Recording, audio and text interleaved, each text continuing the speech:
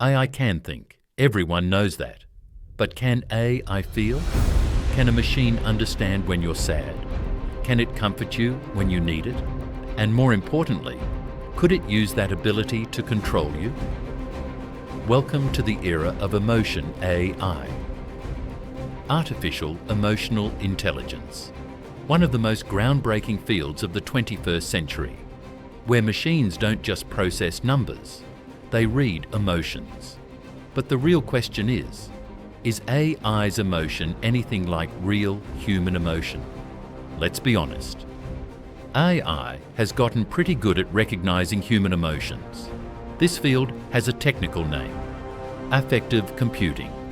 Sounds complex, but the idea is simple: teaching computers to read emotions from the data humans create every day. And it works in three main ways. First way, through faces. AI analyzes your face through a camera with terrifying accuracy. This technology is based on research by Dr. Paul Ekman. He developed the FACS system in 1978. FACS stands for Facial Action Coding System. This system breaks down expressions into muscle units. Each unit is an action unit. AI doesn't see a smile. AI sees Action Unit 6, cheek raiser, and Action Unit 12, lip corner puller. And it goes deeper than that. AI can tell the difference between a real smile, the Duchenne smile with eye crinkles, and a fake smile, the kind you give your boss on Monday morning. AI can even catch micro-expressions, emotions that flash by in less than a second, emotions you try to hide. The company Affectiva has analyzed over 10 million face videos from 90 countries. They built a massive emotional database. AI learns to read emotions across cultures, across ages, across genders.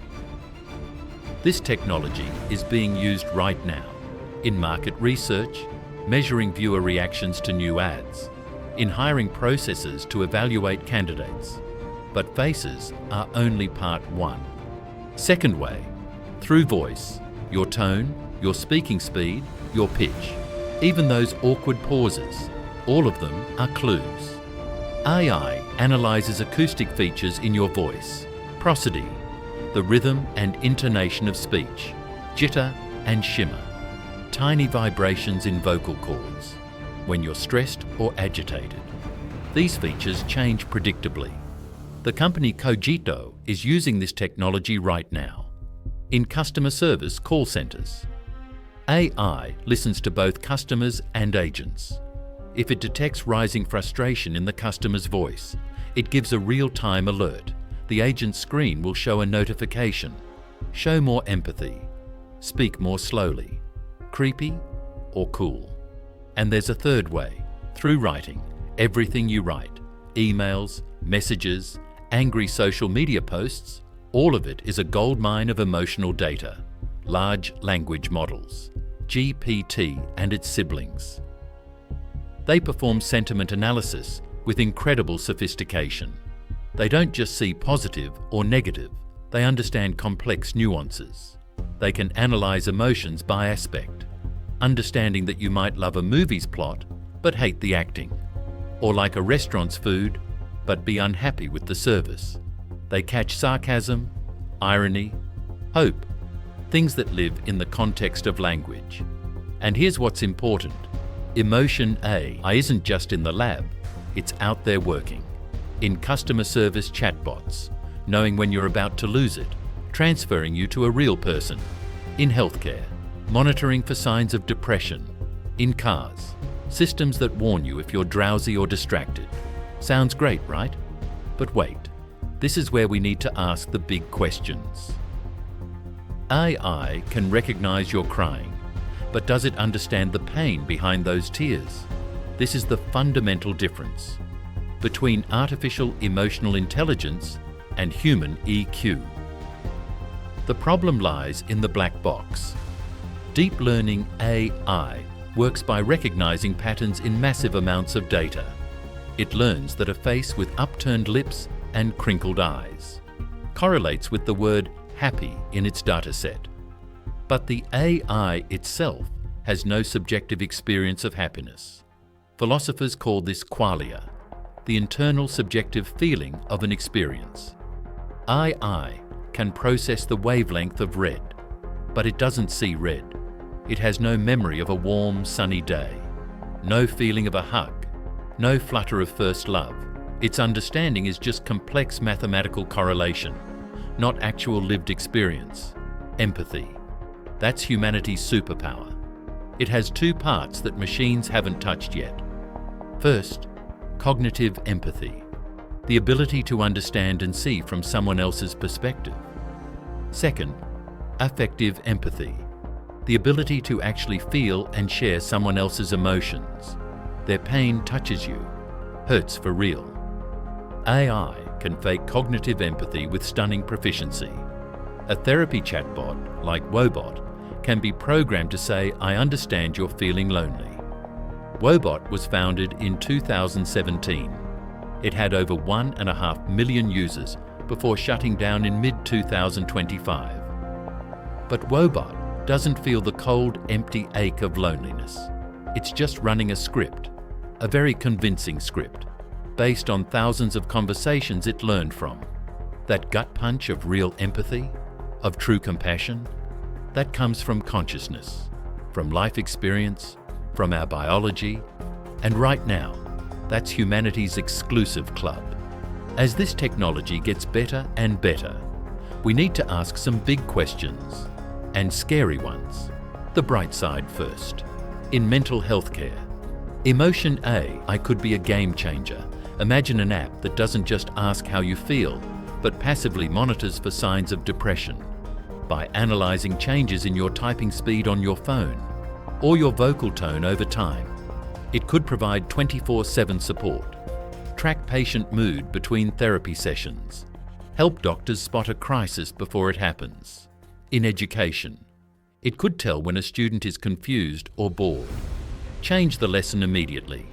A truly personalized, empathetic learning experience.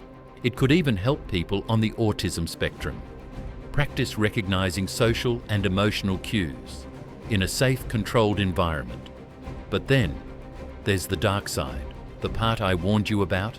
The power to read emotions is also the power to manipulate them. Think about ads that know exactly when you're vulnerable and lonely, pushing the perfect product to make you feel better for a fleeting moment. Imagine political campaigns using sentiment analysis on your social media posts, targeting you with specially designed ads, triggering your fear or anger, making you more susceptible to their message. This isn't science fiction. The building blocks are already here. Or workplace surveillance systems, tracking emotional state to judge performance, creating a dystopian workplace where bad vibes could get you fired.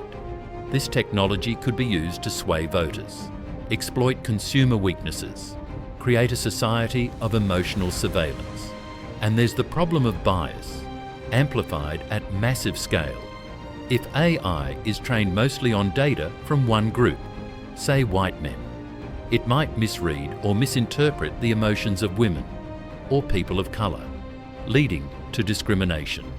For example, the system might learn to associate assertive voice in men with confidence, but the exact same acoustic patterns in a woman's voice with aggression.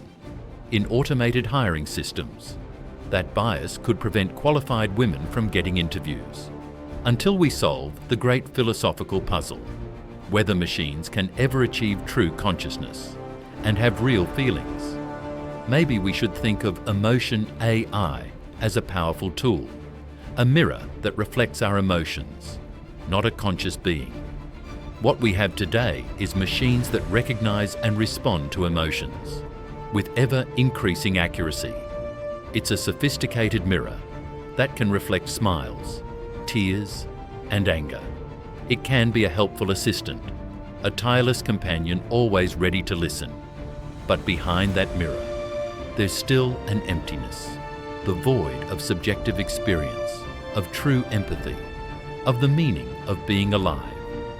I can learn to say I love you, but it can't feel the warmth and profound meaning those three words hold for us.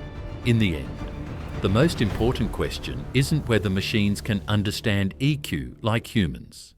It's how much do we want them to understand? And how will we use that power? The future of emotion. AI doesn't lie in the code. It lies in the wisdom, the foresight, and the ethics of us, its creators. So what do you think? Would you be willing to share your deepest feelings with AI? Or do you believe that emotions will always be the last unconquerable frontier of humanity?